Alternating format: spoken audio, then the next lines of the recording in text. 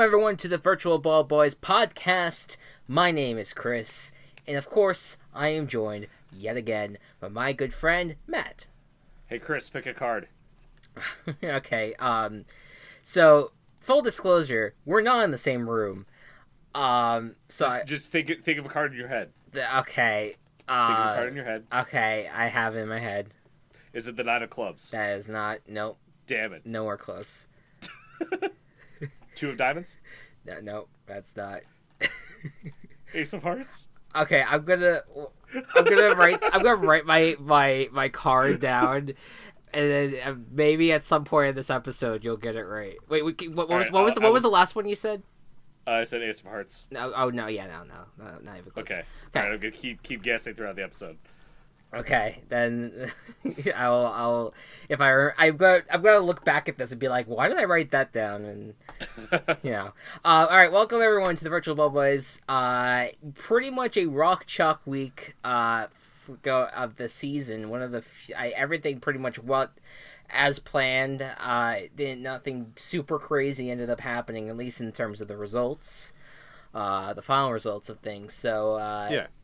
Good, but I mean, I guess the Falcons, but that's about it. That's about it in terms of that. Panthers are a weird specimen this year. Yeah, but we did this segment like twice, I would say, in the first 6 weeks. It's been a while since we've done it, and we feel like it's good to look back at how strange things have been since week one. You know it. We know it, and it's the best segment in podcasts of any podcast.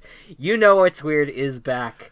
Yeah, it's back. Hey, Chris, you know what's weird? What's weird, my friend?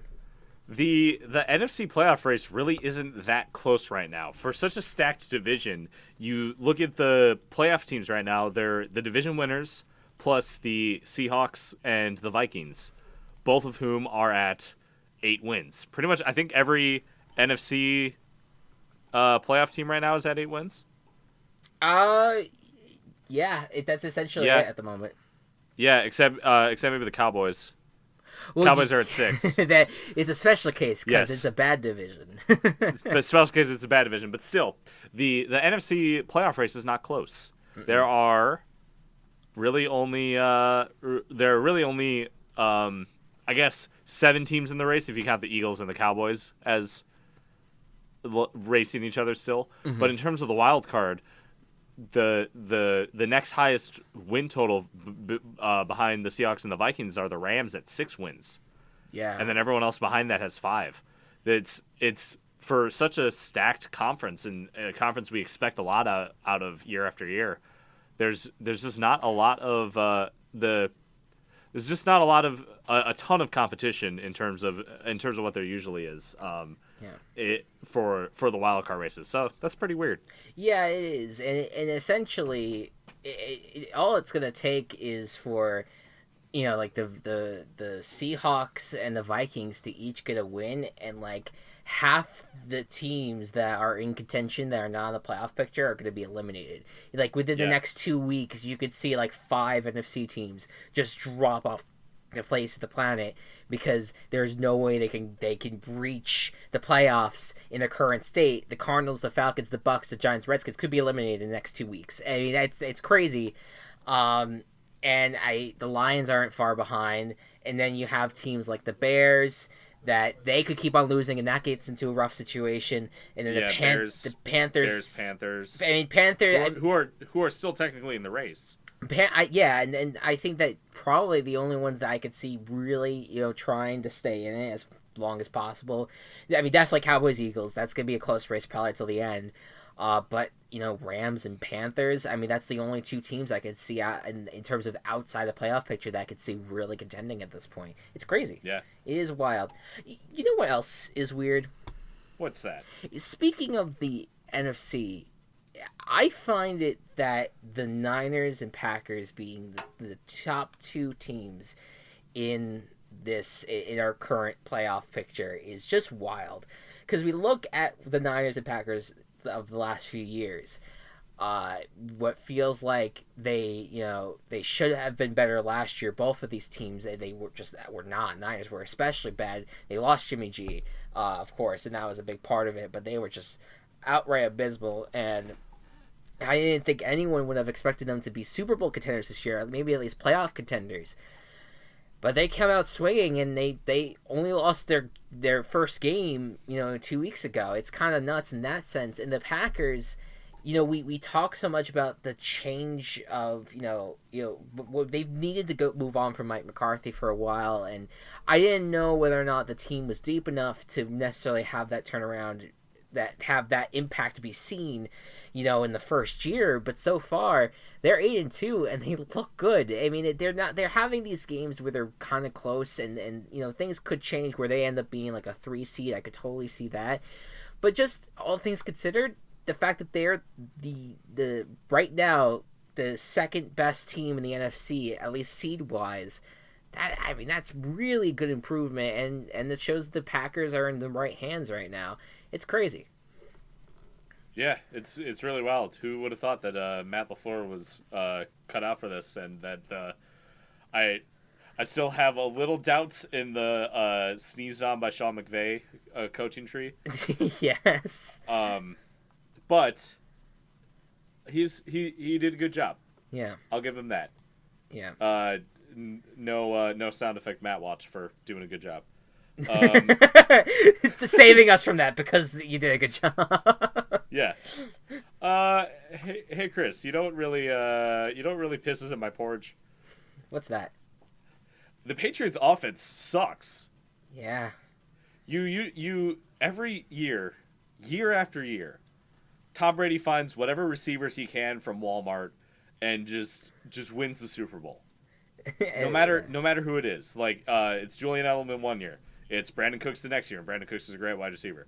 But Brandon Cooks the next year. This year they pull in Mohamed Sanu. They draft N'Keal Harry, who obviously has been injured the whole season, but he's able to do a lot, and then has a strong run game as well. But that hasn't happened this year. And the only thing that's majorly different is that Gronk is missing.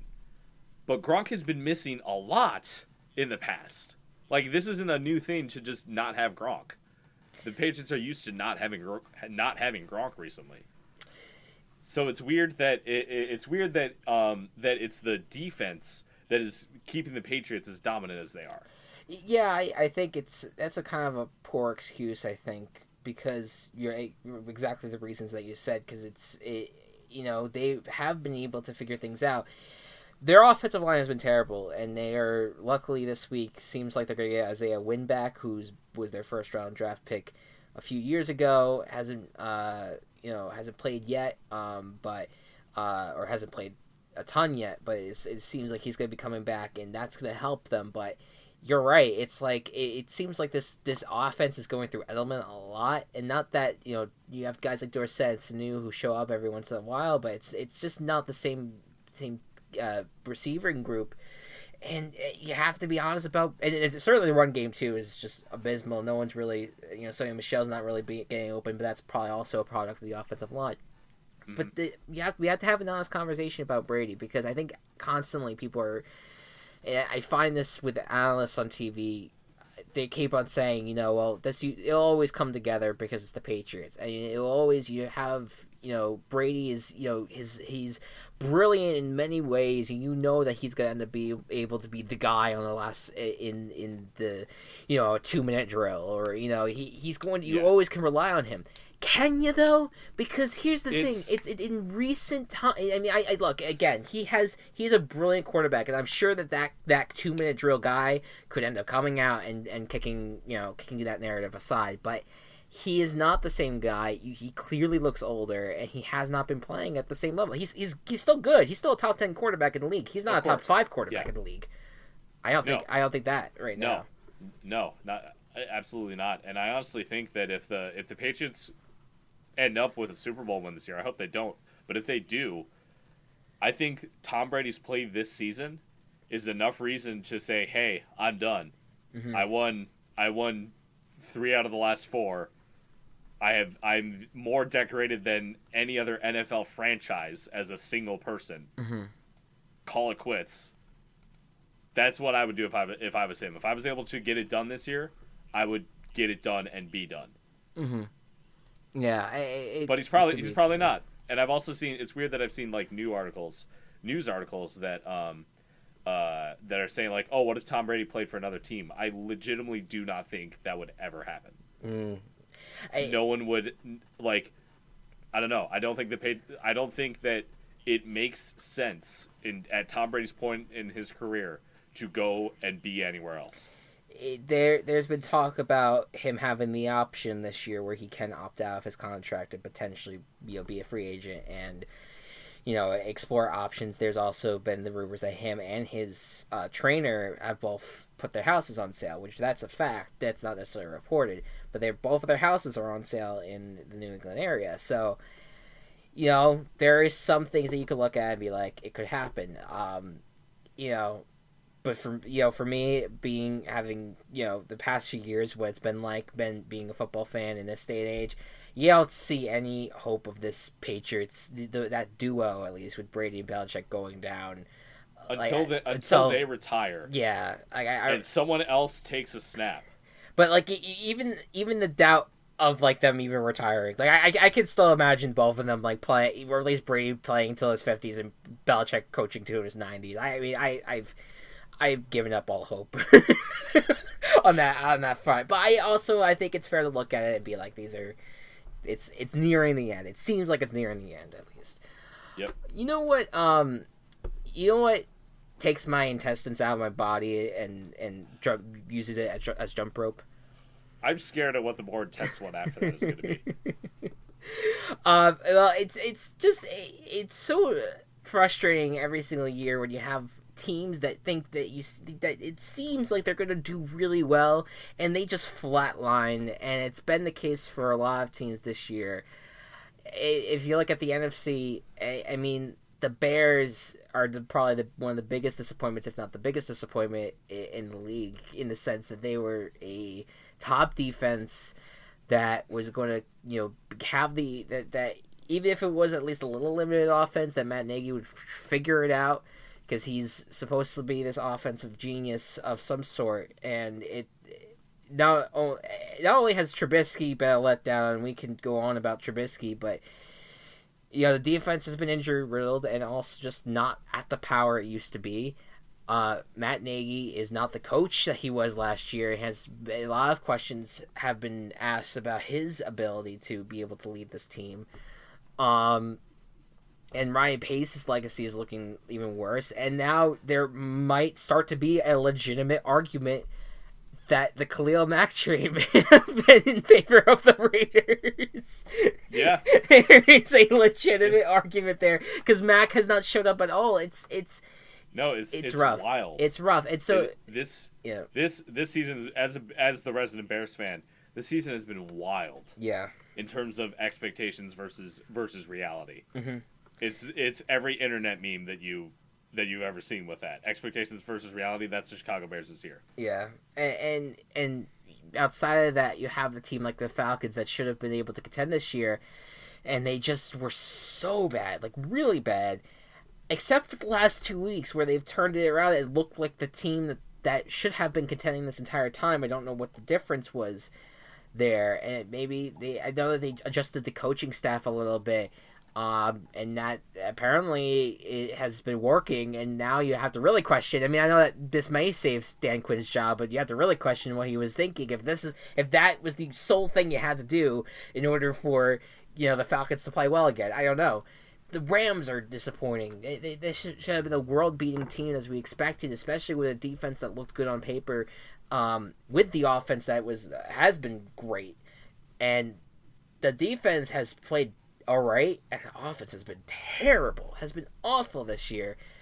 And of course, in the AFC, you have the Steelers, who lost Ben Roethlisberger, but generally that was a team that was looking to have huge expectations this year. And the Chargers, sitting at 4-7, a team that was praised for being kind of all around a great team, just has not shown up. And mostly it was due to the bad luck of this team and injuries and Phillip Rivers giving up the game at the last second multiple times.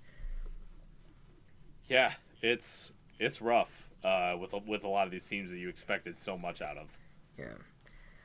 And yeah. Speaking of, hey Chris, you know what really shatters my fragile self-esteem? What's that? The Cleveland Browns have been probably the biggest disappointment, but it's also the most Browns thing they could have possibly done. They have all this hype going into the season. Freddie Kitchens is going to be this great coach. Baker's going to turn the franchise around. Baker comes off of the rookie quarterback touchdown record of all time with not playing a full season. And you get Odell Beckham. You bolster up the defense. Nick Chubb is a great player. You expect all these pieces to come together, and then they don't. And then they do the opposite of do. It's been a rough season sledding in Cleveland, and like you look at all the talent that has been not there, not what you expect it to be, especially when it comes to the offensive line. Baker's a disappointment, Kitchens is a disappointment, and then you lose your best defensive player because he swung a helmet at someone less than a week ago. Yeah, It's tough sledding for this team that had so much faith going into them. And they had a great season last season. They didn't have a winning record. They were 7-8-1. And you thought this was going to be like their first winning record in probably a decade. And it's just not going to be because the pieces did not come together as much as people wanted to. Yeah, they just look inept on offense. It's just and that's really a disappointment. I mean, the one thing that they're starting to show a little bit, and they're to their credit, they're on a 2-game winning streak, and there's all the possibility in the world considering their schedule that things could turn around, but their ineptitude is really a concern, and they're starting to throw it to Odell Beckham, but before that they were just not. And it was weird to me because it was like, why not? He's supposed to be this playmaker that could. I mean, literally, the Giants they threw the whole team on his back when he was with the Giants. Why couldn't the Browns do that? I understand that you have other talent that you can use, certainly with the running back situation with Nick Chubb, but you use a guy like that to the best of your ability, and when he is thrown at and when he does catch the ball, he can play really well, and it's. I do question that a lot. And then when it comes to the defense, they played well, and what happened last week is definitely going to hurt them. And I think that was probably the moment. Like, even though they won that game, that was the moment where you definitely could say, like, all right, yeah, They lost this season. I don't think that there's a way that you come back from this. No. That was such a down moment. That was probably what that was the closest thing on an NFL field that could constitute a crime. Yes, and I think that's what brings me to the last note here. Hey, go Cubs! You know what? What? The football cognoscenti suck ass. I just want to say here real quick, talking directly about what happened on Thursday, because this was as annoying of a topic, as controversial as a topic as you could probably imagine for an on-field altercation. When it comes to Myles Garrett, and when it comes to what he did, the fact that we want to relate this to the franchise of the Browns, and we want to relate this to Freddie Kitchens, and we want to relate this to everything else around him, all that. I think that we so focus too much on culture and discipline, and we focus so much on that as football fans. We talk about it from the outside. We're like, there's not, the culture of the locker room is not good. I don't think that the people that are honestly trying to have that conversation know what the fuck they're talking about. Because I don't think that they're in the locker room and they don't understand what's actually happening in there. And to me, when I understand that the Browns are a punching bag, and you can look at them and be like, this is as as dreadful of a situation as possible. But let me tell you what happened on Thursday. A guy got thrown off. The guy got really pushed by a guy who was trying to rip his helmet off. So he did the same to that guy. And then he basically committed attempted murder.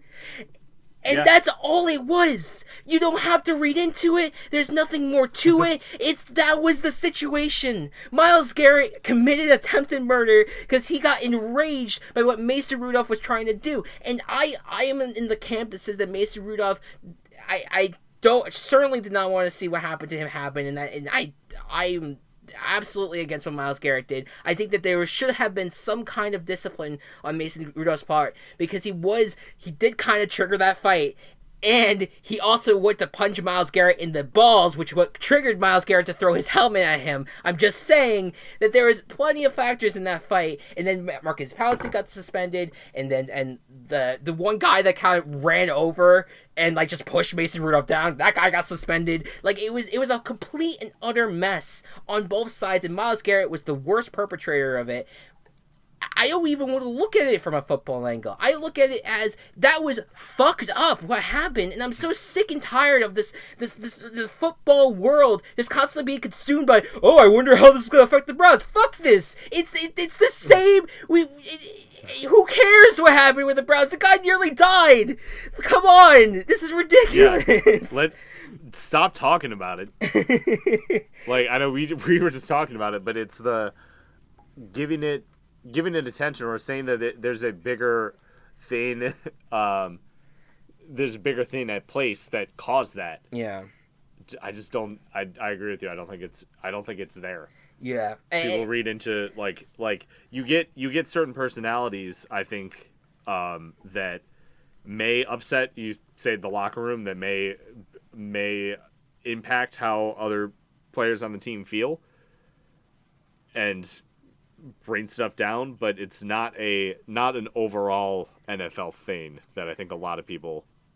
I think that they hammer it so much, like the culture. And that's not to mention the racial implications of that as well. I'm just saying that people kind of put that into it as well. They use that as an excuse all the time to say why things are not working out. Maybe, just maybe, it's just that people are bad at their jobs. That's it. That's what maybe causes a football organization to go down at the end of the day. And yes, there might be people that you feel like they have big enough personalities where you feel like you have to get rid of them. Fine, if that's what you want to do. But if that's truly affecting, if a big personality is truly affecting your team, maybe you should look about how you run your fucking team at that point. Maybe you should look at yourself and be like, maybe I'm doing this wrong. I don't know. That's how I feel. Like I just wanted to put on blast the whole football discourse is so it annoys me sometimes, because I'm just like, let's just call things the way they fucking are. And that situation on Thursday was a great example of that. That was Myles Garrett absolutely committing a horrific act, and that's all it is, in my opinion. Yep. Anyways. I had to get that out of my system. Do you need to do some deep breathing? I had to get that out of my system, because it is so annoying. I apologize. Anyways, let us move on. We have... We need something to at least bring up the mood before we go into the next thing. Well, let me just say... Oh, what's Jack of Diamonds? No, that's Queen not. of Diamonds? No, that's not it. Is it a diamond? That's not. No, that's not it. Okay. I'll keep going. Slowly but surely, you'll get there, my friend. I do generally apologize for going on a rant like that, but it needed to be said. In my opinion. And division realignment is our next segment. We haven't done one of these in a little while. And so, take this away, Go Cubs. You could. So, in this division realignment, we're not actually realigning the divisions themselves. I found this graphic that was done a few years ago that basically divided the league into a man conference and a beast conference. and just kind of rearrange the divisions based on mascots. So we're going to look at these alignments. So we're just going to talk about them a little bit and see how like the current situation would be. And as we're kind of discussing this, I should set this up sooner. I'm going to kind of look and see who the current playoff teams would be in all these scenarios. So if you want to start out just by reading let's go with the man conference first, and just kind of read out what we have. Yeah. Okay. So All American Division has the Patriots. This is in the man conference. Yes, the man conference. The Patriots, Eagles, Cowboys, Redskins, and then the industry division, which is the Packers, Niners, Steelers, and Jets. Then you have the Battle division and the Bucks, the Raiders, the Vikings. And did we agree to switch this up a bit? Yes. Okay, so we put the Chiefs here in the Battle division. And then the Immortals division, which is the Saints, Titans, Giants, and Chargers. And then with the Beast Conference, you have the Bills, Chiefs, Broncos, Colts, Dolphins, Bears, Rams, Browns, Jaguars. Then the Jungle Division is the Jaguars, Lions, Panthers, and Bengals, and the Air Attack Division is Ravens, Falcons, Cardinals, Seahawks. Did I mention the Dolphins, Bears, Rams, Browns was Surf and Turf Division? I don't forget if I said that or not. You did not, but now you have. There you go. I made up for it. Okay, so that's the man conference and the beast conference, and that's what we're. Yes. And by the way, the Wild West division is the Bills, Texans, Broncos, Colts. I don't think I forgot to switch those. We switched the Chiefs and Texans because we just felt it fit better. Wild West was a little weird. To have that in. So, anyways. Yeah, so I like this division just in terms of like how things were divided up. I think the conferences for the most part really just divide like, okay, these mascots do this thing. And it's just it's cool to think about like just if this is one of my like I guess inspirations for wanting to do a lot of division realignment work, just because it's fun to look at. Yeah. Bottom line, fun to look at. Yes, absolutely. Now, I would just say, like, I would throw out the records and, like, almost just look at these divisions as, like, who we think would win a particular division out of this group. And so, I guess we could start from the All-American division, which is... All-American division would actually be closer than the current AFC East, but... Yeah. It's the NFC East plus the Patriots. Basically. Yeah, so I think the Patriots would still take this division. It would be more competitive, but not by much. Yeah, I agree. I think the Patriots would take care of business in this division. And yeah, I think it would probably be like, definitely Washington would be on the bottom. I think Dallas and Philadelphia are going to maybe go back and forth for second place, but I think the New England's pretty safe at first. Yeah. Looking at the industry division, this one would be actually pretty close, and historically, I think pretty close, especially between the first three teams. Yes. Green Bay, San Francisco, and Pittsburgh. Yeah, I mean, I would put Pittsburgh, like, if we're talking about the current circumstances, I mean, I don't know. I mean, would we include Big Ben in this situation? I would say so. Just because it's what we're used to. I would still say that with what we know right now, I would say the Niners get it done. I would say the Niners win that division. I think it would be close between them and the Packers, and the Steelers I think would be close behind, but I think the Niners would get it. And I think whatever we decide, or whatever Sunday night's game is going to be really determinant in terms of what in terms of what is what this would actually be. Sure, absolutely. Yeah. So wait, what did you say for who do you think would win the industry division again? Probably 49ers. 49ers, okay. Yeah. All right. Battle division, that was the Bucks, Raiders, Vikings, and Chiefs. Who do you think? Honestly, I think the Vikings take this handily, Ooh. especially with how the Chiefs have been playing this season. Okay. I mean, I think the Chiefs did beat the Vikings, but Yes. maybe the Vikings. I don't know. You have to think about the circumstances of the divisions, and also that the Vikings would go to Kansas City, and then Kansas City would also come to them as well, Right. and They would play twice. that could split it. Yeah, okay. I would agree with you. I'd say the Vikings, but I think second place would come close, and I think third place would come close as well with the Raiders. I think it Yeah. would be it's a that's a tough division. I think for sure. Yeah. Um, okay, Immortals division. Immortals division is next. I like this name a lot. I think in terms of how just how these were divided.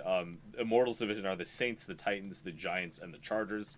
I think this season that's not a debate. Yeah, it's the Saints It's the Saints division here. running away with it. Yep. Wild West. Wild West division in the Beast Conference, we have the Bills, the Texans, the Broncos, and the Colts. And this one would be a lot closer.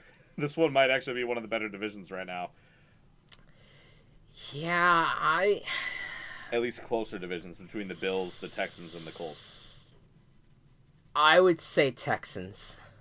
Yeah. I would say Texans would get it. I think it. So even right okay. now, with the Texans and Colts being close in their own division, I think the Texans might be the better team. I think just because they have Deshaun Watson. yeah.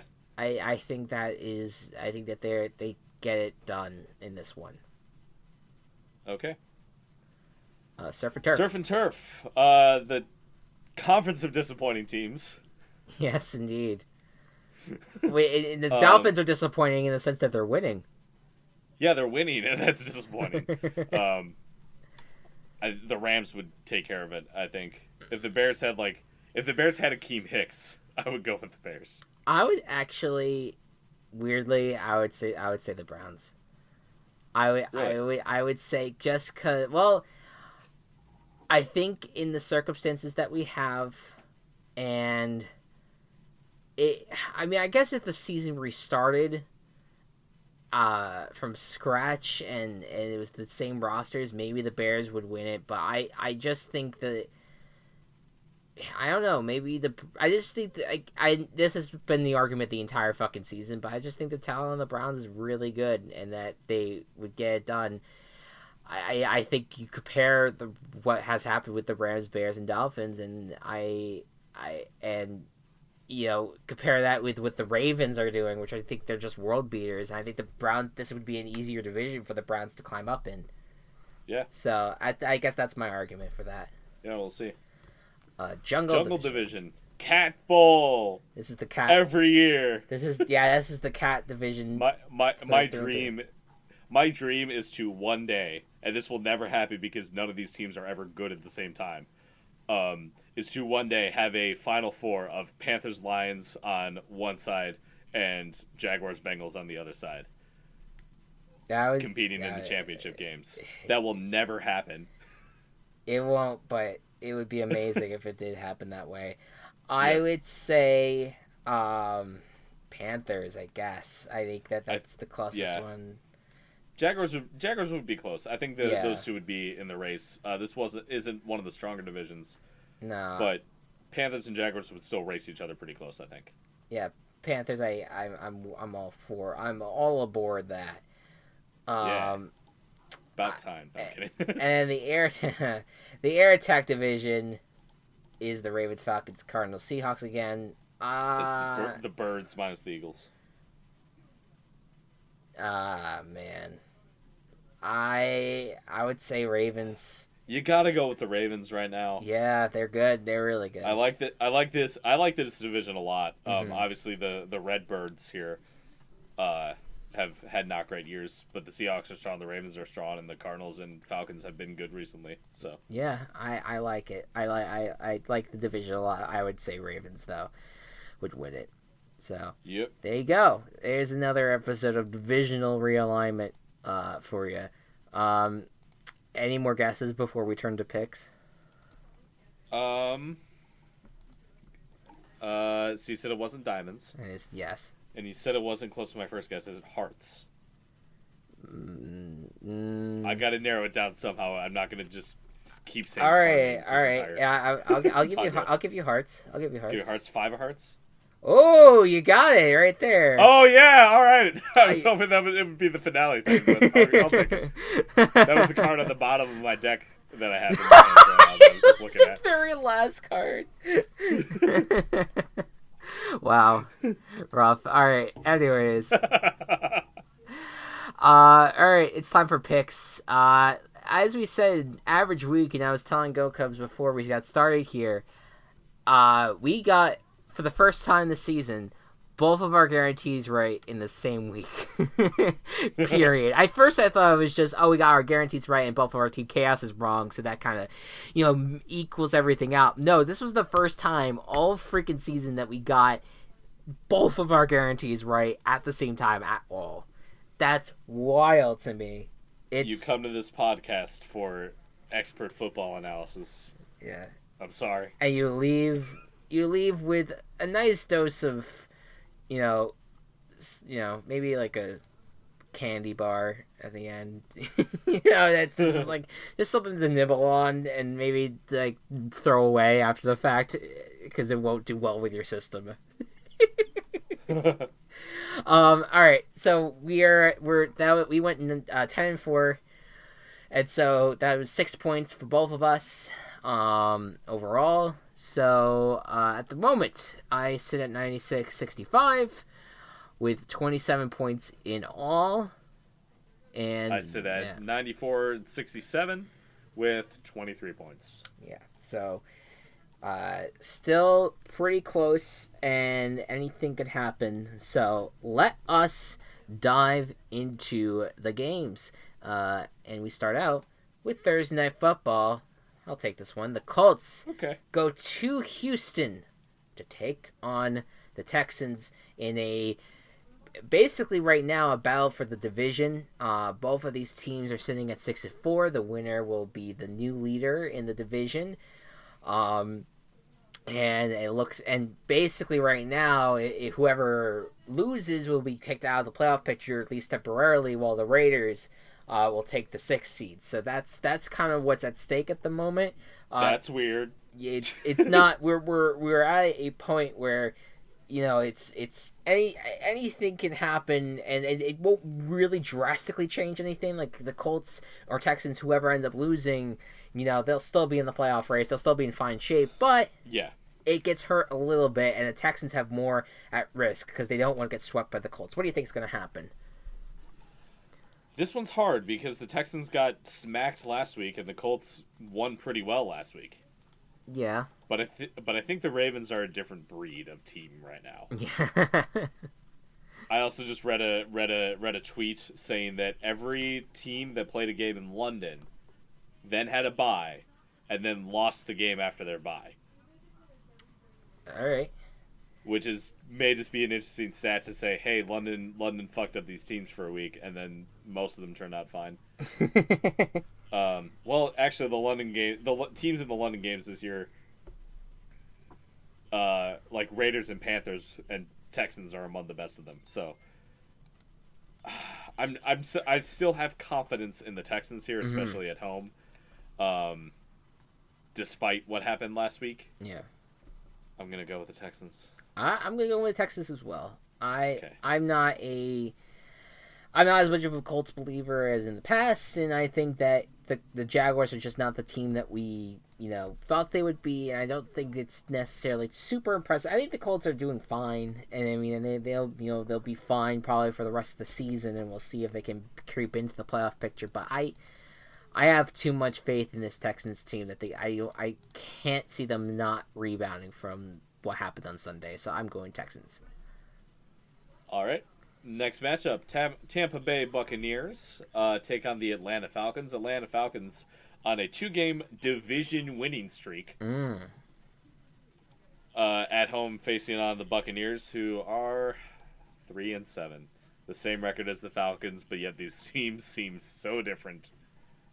What are your thoughts? I think that there's something to be said about what the Falcons are doing right now, and I think that whatever coaching changes that Dan Quinn made, I think they came out that he had Raheem Morris switch sides essentially for what he was coaching, and they had a few other assistants, change around a little bit. It's worked, and they've been dominant in both games that they played in,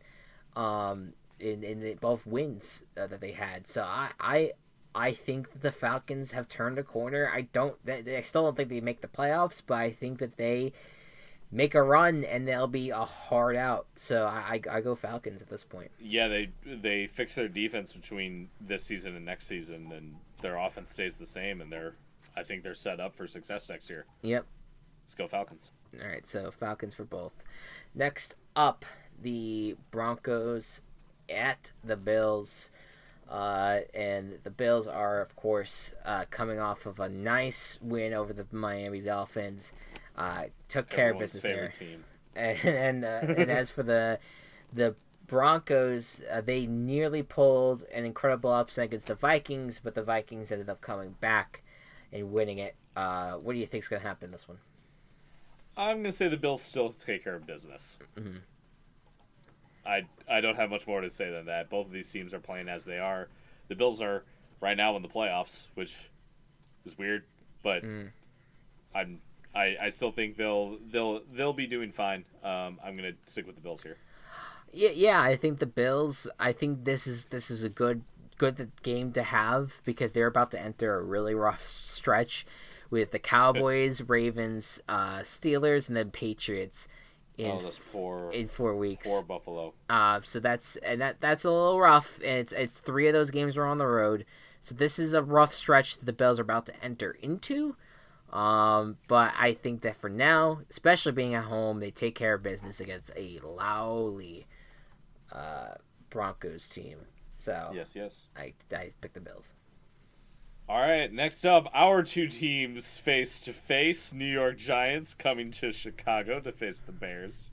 Yes. Last season, you got Chase Daniel experience. Yes. You might get the same this week. Yes. Don't know what Trubisky's going to be like. Left the last game with a hip injury, where the Giants have been weird, I guess. Mm-hmm. What do you think is going to happen in this matchup?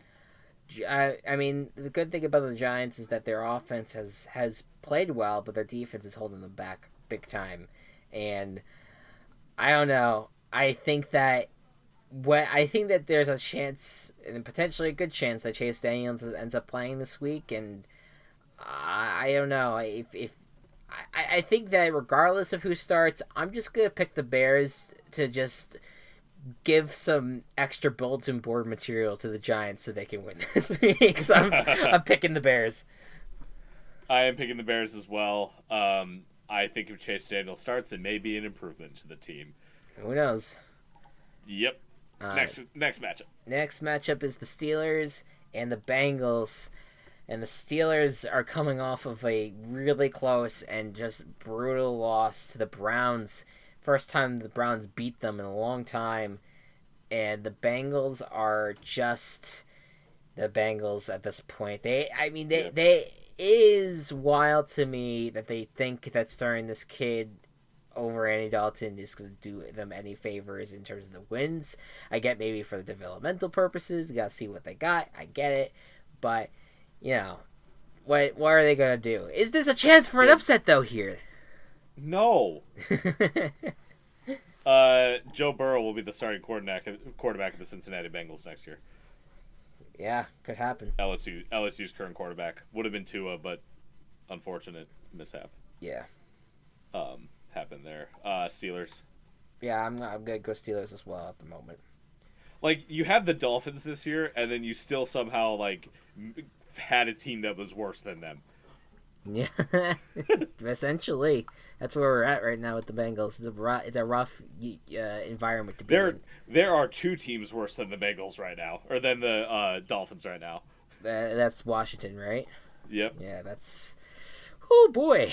Well, that's where we're at the moment. Speaking of Miami, Miami coming off a loss, going to Cleveland, coming off of the thing that Chris got really loud about earlier. What do you think is going to happen in this matchup? This is what I mean though. Like you have this Browns team where they could just go on a weird run, even if they don't necessarily deserve to have a good record right now. I think they win this game. I think the Browns take care of business. Yeah, I think so too. Browns still have some competence to them, which I don't see in the Dolphins. So yeah, fair enough. Next up, speaking of Washington, they host the Detroit Lions, and I mean the Lions are still without Matthew Stafford. I don't know how long that's going to be. If he's still going to be out, there's a chance that we get the Jeff Driscoll, experience on Thanksgiving, potentially with Chase Daniel. So, I mean, Jeff Driscoll matchup, If we have a fucking Chase Driscoll, Jeff Daniels is an actor. Jeff Daniels is the quarterback of the Bear Lions. Yep, that's an Avatar animal probably. Last Airbender animal. But it's Washington also. Yeah. And you got Bo Scarborough as your running back for the Lions probably. Yeah. It's wild. This team is weird. They started off like, oh, I could see something happening, and then they lioned. That's basically. But they're still gonna beat Washington. Yeah, they're gonna beat Washington. I agree. Yeah. They take care of business there. Next up, Oakland Raiders have a chance to tie themselves for first place in the division against the New York Jets. I can't even remember what the New York Jets do from week to week anymore. They beat Washington. They beat Washington. Okay, they were my lock. They were a guarantee that I got right. Yeah, there you go. Which is still less than half. How do you think this matchup's going to go, though? I think the Raiders take care of business because I think that they're too good. I think at this point to really, and the hard part is going from Oakland to New York, and that's rough. I do believe though that this team is been good enough, even though their defense hasn't been amazing this year. I think that they are good enough to beat up on a Jets team that just has not been at a moment of, they've had like the good moments against the bad teams and the Cowboys, and that's really, that's I think all that's going to happen. A little bit, Chris. Say again? You said the bad teams and the Cowboys. That's redundant. Wow. I'm kidding. So I think the Raiders take care of business, and I want that 7-4 matchup, man. I do. Yeah, me too. I like the Raiders' offense this year. For some reason, I just really like how it's consolidated. Like, where everything is gonna be in their offense. Mm-hmm. And I think they're really strong. So I'll go with the Raiders. Yep, I agree. Next, the Panthers and the Saints battle it out. What could have been a closer matchup a few weeks ago doesn't look like it is now. The Saints have run away with it, and the Panthers are just not looking like a team that will make the playoffs, but there's a chance still. Who knows? What do you think is going to happen? So just a fun, fantasy football stat. Christian McCaffrey was the number one running back on the week in terms of fantasy points. Mm-hmm. Christian McCaffrey did not score a touchdown. Yeah, that's... Which shows you where this team puts its trust right now. Big time. He is great. He will continue to be great. The entire New Orleans Saints team as a whole, as a combination, is better than Christian McCaffrey by himself. So that's your Saints argument. Ultimately. Yes, I'm going to pick the Saints. Yeah. I don't know. Maybe the Panthers will pull a Falcons and do an upset, but yeah, I don't think the Panthers are at that level right now. And the Saints, no. They were handled by the Falcons. That's something that both of these teams share. They were both handled by the Falcons in recent weeks. Yeah. I think, though, that when it's all said, then I think the Saints, in a close one, I think, beat the Panthers, take care of business, move to 9-2, get the guaranteed winning record for this season. So yeah. There you go. All right, next up, Seattle Seahawks take on the Philadelphia Eagles. Seahawks coming off of bye? No. Yes, they are. They did not play this last week. Yep. So they're coming off of a bye. Eagles coming off of a disappointing loss to the Patriots. Um, how do you think this matchup is going to go? Seahawks are a better team than the Patriots, but I also think that some fun thing has to happen this week. We have to pick a Team Chaos, right? And I think that ultimately, I look at the Eagles and I feel like they're a team that has the talent to contend, but they just constantly disappoint. I think in a week where they are really sick after losing that Patriots game, they could have had it. I think they come back against a Seahawks team that has been hot lately. I think that the Seahawks come stumbling out of the bye. I'm going Eagles, Team Chaos. God fucking damn it! I'm locking the Seahawks. Fuck you.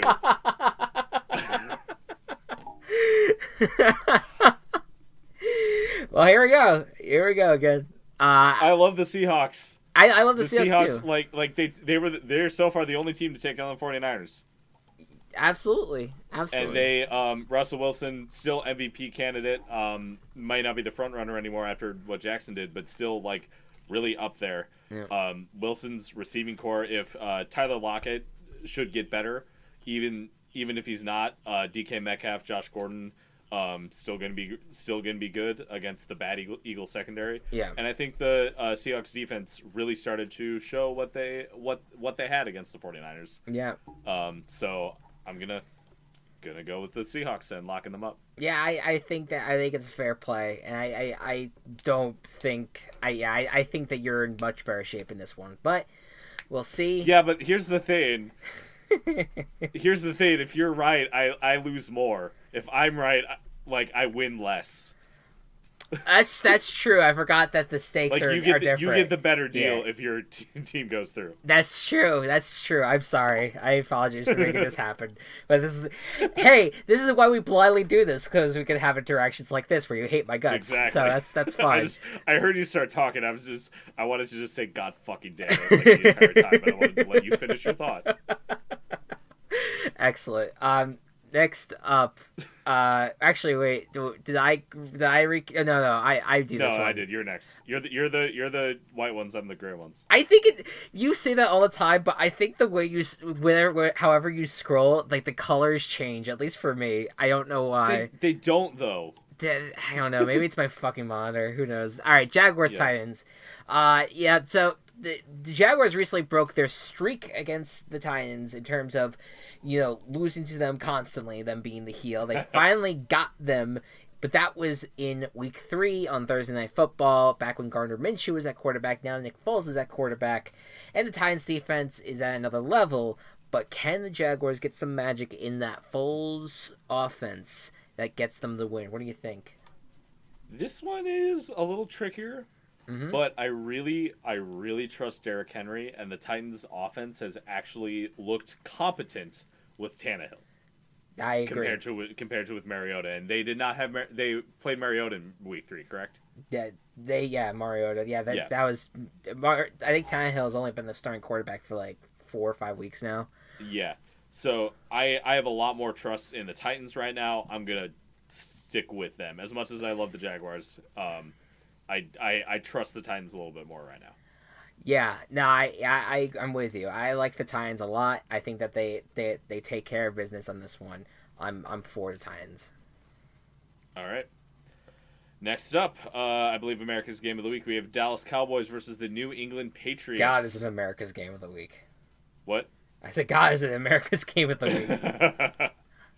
Yep. Is it Cowboys and Patriots, obviously both doing well. One team a little better than the other, but one team hasn't faced much adversity this season. But both of them have faced the Jets. What do you think? How do you think this match is going to go? Both of them have faced the Jets.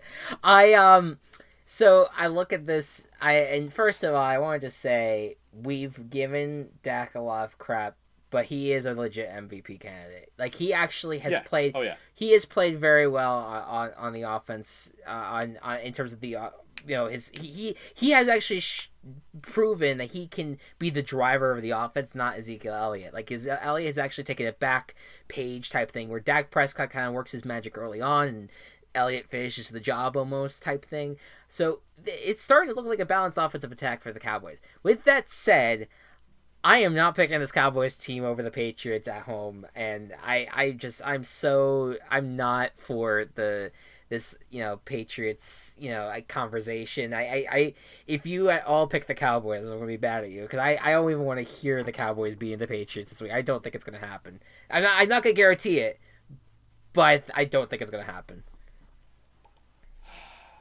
Did you actually pick the Cowboys to beat the Patriots? Yeah. All right. Hey, you might be right there. Chaos. You might be right then. It's like you said, Dak's doing very well. The Cowboys definitely play better at home. Yes. So that will hurt them. But you saw the flaws in the Patriots offense that I think the Dallas defense can exploit. Yeah. And the Patriots defense's numbers, I think, are still a little bit padded from their easy schedule to start the season. Absolutely. No, I'm with you on that, and I find it that they have these great weeks, the Cowboys, but then they just in the best of circumstances to me like they change their identity changed from like the Vikings and Kirk Cousins over to the Cowboys in the sense of like I think they let you down in these moments. I cannot fathom them winning a game like this. What about beating the Saints last year though?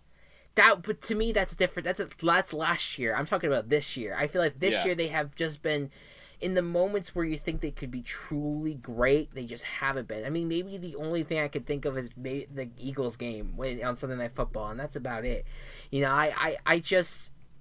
That's why I just have so zero faith in the Cowboys. But I'm gonna really put my finger on the scale and just say like I absolutely do not have faith in the Patriots or in the Cowboys in this game. I probably will be wrong. I mean, I don't know. You might be right though. That's all right. I'm glad you're not guaranteed it though, so we don't have the fuckery. Did I scare you? A little bit. Did I scare you just a tiny bit? Yep, peed a little. Pete a little. Yeah, I'm gonna go with the Cowboys. It's a bit of a desperation play, but if it happens, works out, man. It works out. Yeah, absolutely. Yep. Next up, the Packers by the way, the Fox, they're just having an absolute orgy over this. They are loving the fact they're getting, not only did they get Cowboys Patriots on their national window, but the only competing game is a game that's barely going to be seen by people, and that's the Jaguars and Titans. Like they are just, that's in the CBS. They are completely they're just spreading this around the spread eagle amongst the United States. No. Kind of pun intended. I don't want to see Joe Buck do that. I don't. That what? Yeah, I apologize for the imagery that we've just both presented into your minds, listeners. Packers at Niners. This is the game of the week and probably the game of the year. It's really it's a huge game to decide the team on top of the NFC. It's a big one. It's gonna be really good, exciting, and the Niners have a lot at stake here because they lose this game. Let's say the Seahawks win early in the day. That means that they are a wild card team. They're a 5 seed at that point. They go from 1 to 5 instantly. Whereas the Packers, they have a little room for error, kind of. The problem is that they lose that game. They go to 8-3. And they're tied with the Vikings at that point. So who won earlier in the season? Was that the Packers? Packers won early in the season. Yeah. So okay. They're in a better situation than the Niners, but that's still that you're going to be tied with the Vikings, and there's no more buys after this week. So now you basically just have to make sure that you're one step ahead of them, and that's going to be hard to do if you're one game behind. And so you got to beat them in that matchup. Yeah, it's a really a game with huge ass stakes, and I'm Yeah, so excited about it. yeah, it's basically the like you have the stuff happening. Oh, sorry. Like we talked earlier about the NFC playoff race kind of already being decided, Mm-hmm. but the gears and pieces that turn within that are ever changing Mm-hmm. with these two teams and the two wildcard teams. So Yep. it's gonna be intense. What do you think's gonna happen? Oh my god, I don't know. Have you? I'm stressed about this one. Okay. Because I feel like we're gonna choose different things, and then that will be the deciding thing of this week. Yeah. um, I'm worried about. I'm worried. I have the 49ers selected right now. I'm gonna change it to the Packers because I am worried about the injuries that the 49ers are currently suffering. Okay. If you could guarantee me that Sanders and Kittle would play, I think I would switch back to the 49ers, but I don't know for sure. Yeah. What do you think? Well, so that's the circumstance that's tough about doing an early podcast like this. So for those who don't know, we film on Tuesdays and we get these up by Wednesday. But Tuesdays is so early in the week where we have no clue what the injury prognosis is on any of these players. So that's the tough part about doing this from week to week, and I think you're right. I think is a huge factor in it, and so much so that I don't know. I'm gonna let me look into this right now. Right now, the line for the game, the 49ers are 3-point favorites. Yeah, I mean,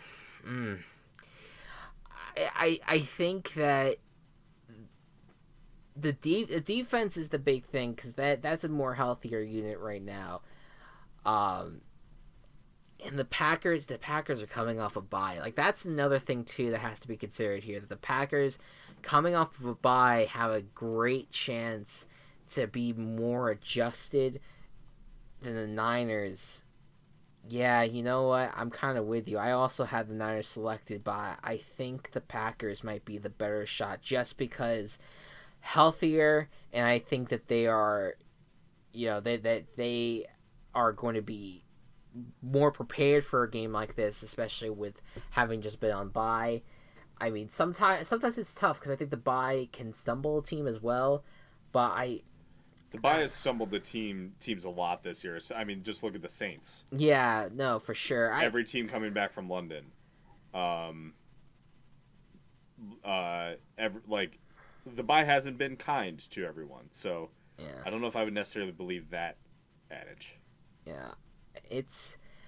I'm gonna stick with the Packers. I think. I think Okay. that's how I feel in this circumstance because I think that is a huge factor. If George Kittle is not gonna play, and I don't know about the status of Emmanuel Sanders. As far as I've seen, I think that the injuries are still gonna affect.